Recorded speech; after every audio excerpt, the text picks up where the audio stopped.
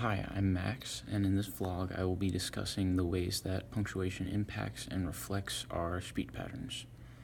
I'm a native English speaker, and I've noticed, as I'm sure most people have, that when we speak, our tone changes depending on the content of what we're saying. That is to say, when we ask a question, we use a different inflection than when we are giving a command or stating a fact. Just as our speech patterns help inform our listeners on how to interpret our vocalized sentences, punctuations inform a reader on how to interpret written sentences. To look more closely at this, I'm going to read the same sentence 3 separate times, each time using a different punctuation. To start with, I will read the sentence punctuated with a question mark. What's that? Timmy fell down a well? When reading this sentence as a question, the last word is affected.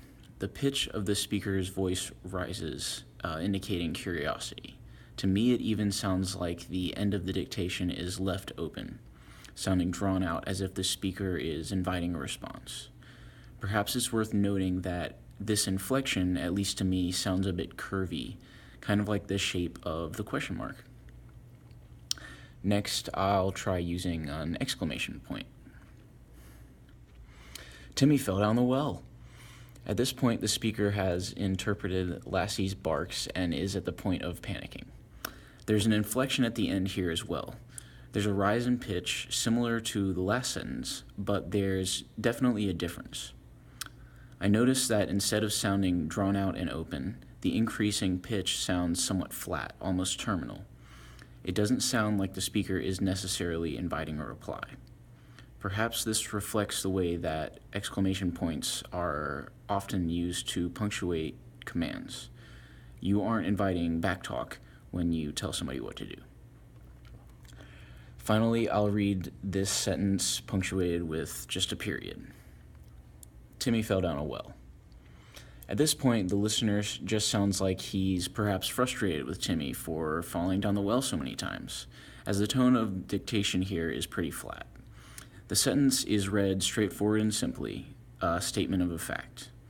Just as the period is the standard punctuation for ending a sentence, the sentence is read with little or no inflection.